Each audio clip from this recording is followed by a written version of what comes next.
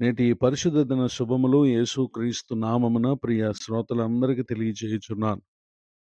నేటి దిన వాక్య ధ్యానం కొరకు పరిశుద్ధ గ్రంథాన్ని తెరిచి 66వ కీర్తన మొదటి చరణంలో రాయబడిన వాక్యాన్ని చదువుకుందాం.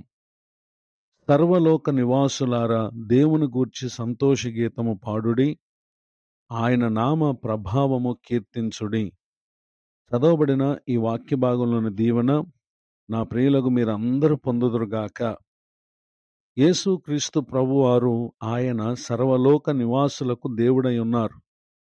కనుకనే ఏ రాష్ట్రములో వారైనా, ఏ దేశంలో ఉన్నవారైనా, ప్రపంచవ్యాప్తంగా ఉన్నటువంటి వారందరూ కూడా ప్రభువును గూర్చి సంతోష గీతము పాడవలసినటువంటి వారై ఉన్నారు. కారణం ఏంటంటే 3వ చరణం చెప్తున్నటువంటి మాట, ఆయన కార్యములు ఎంతో భీకరమైనవి, ఆయన బలాతిశయమును బట్టి శత్రువులు లొంగి ఆయన యొద్దకు వస్తారు అని తెలియచేయటం మనం గమనించగలం. ఈ భూమి మీద సంచరిస్తున్న అపవాది, దురాత్మ, అంధకార శక్తులన్నీ కూడా దేవుని బలాతిశయమును బట్టి నిశ్చయముగా అవి ఆయనకు లొంగేవిగా ఉంటాయి. 4వ చరణంలో సర్వలోకము ఆయనకు నమస్కరిస్తుందని, కీర్తిస్తుందని ఇక్కడ తెలియచేయటం మనం గమనించగలం. 5వ చరణంలో ఆయన ఆశ్చర్యకార్యములు చేసే దేవుడని, నరుల ఎడల ఆయన జరిగించేటటువంటి కార్యాలు చూడగా ఆయన భీకరుడై ఉన్నటువంటి దేవుడు అనేటటువంటి విషయాన్ని ఇక్కడ తెలియజేస్తున్నారు. అంత మాత్రమే కాక పూర్వము ఇశ్రాయేలుల పట్ల ఆయన చేసినటువంటి కార్యాలను జ్ఞాపకం చేస్తూ ఈ 66వ కీర్తన 6వ చరణంలో ఆయన సముద్రమును ఎండిన భూమిగా చేసిన దేవుడని, జనులు కాలినడక చేత దాటినటువంటి సంగతిని ఇక్కడ జ్ఞాపకం చేస్తూ, అక్కడ దేవుని ప్రజలు ఏ విధముగా సంతోషించారో ఆ సంగతులను ఇక్కడ తెలియచేయటం మనం గమనించగలం. భూమి మీద ఉన్నటువంటి సమస్త జీవరాశులకు యేసుక్రీస్తు ప్రభువారు ఆయన దేవుడై ఉన్నటువంటి వారుగా ఉన్నారు. ఆ కారణాన్ని బట్టే ఇక్కడ కీర్తనకారుడు అంటున్నటువంటి మాట, సర్వలోక నివాసులారా, దేవుని గూర్చి సంతోష గీతం పాడుడి. అయితే ఇటు దేవునికి స్తుతి చెల్లించేటటువంటి వారు, ఆయన సన్నిధికి వచ్చి తమ అవసరతల నిమిత్తమే ప్రార్థన చేసేటటువంటి వారు దేవుని యొద్ద నుండి ఎప్పుడు వారు మేలును, సమాధానము, సంతోషమును పొందలేరు అనంటే 66వ కీర్తన 18వ చరణం చెప్తున్న మాట, మన హృదయంలో మనం పాపమును లక్ష్యం చేస్తే ప్రభువారు మన మనవిని వినరు అనేటటువంటి విషయాన్ని ఇక్కడ మనం చూస్తూ ఉన్నాం. నిజమే, హృదయంలో పాపము కలిగినటువంటి వారు అనగా దేవుని ఆజ్ఞను అతిక్రమించువారు, దేవుని చిత్తమును జరిగించని వారు దేవుని నుండి ఏ విధమైన సహాయాన్ని కోరినా దేవుడు వారికి సహాయం చేయలేరు. కారణం ఏంటంటే వారిలో ఉన్నటువంటి పాపము దేవుని కార్యానికి అది ఆటంకంగా ఉంటుంది. గనుకని ఇక్కడ కీర్తనకారుని దావీదు గారు అన్నటువంటి మాట ఏంటంటే, ఆయన సర్వలోకమునకు దేవుడై ఉన్నప్పటికీ, ఆయన సమస్త జీవరాశులకు దేవుడై ఉన్నప్పటికీ, ఒక వ్యక్తి తన జీవితంలో దేవుని ఘనమైన కార్యాలు చూడలేకపోవటం గల కారణం వారు పాపమును లక్ష్యము చేయటను బట్టియే.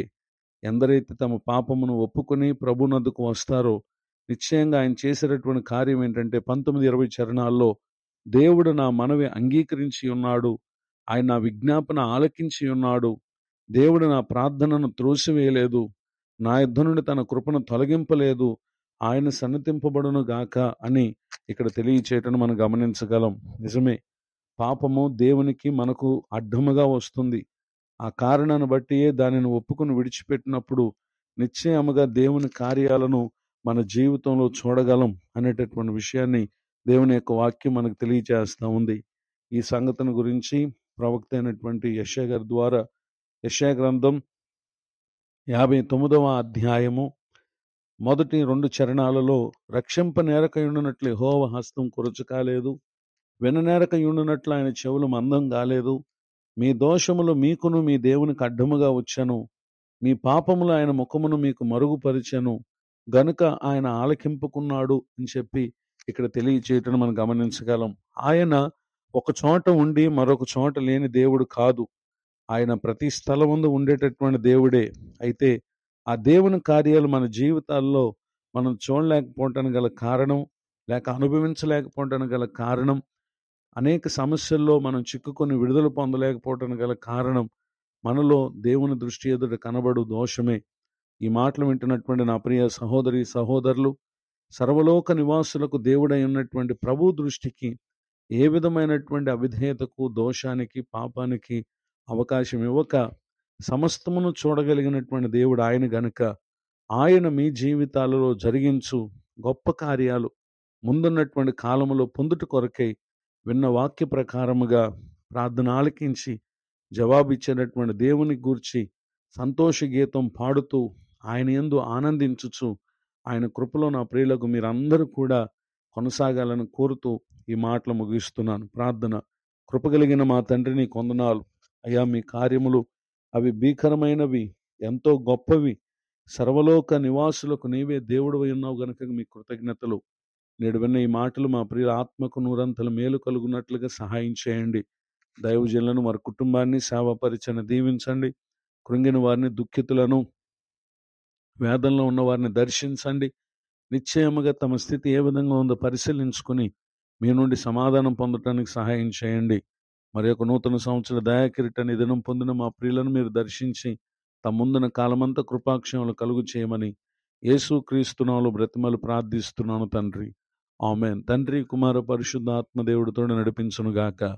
ఆమేన్. నేడు విన్న ఈ మాటలు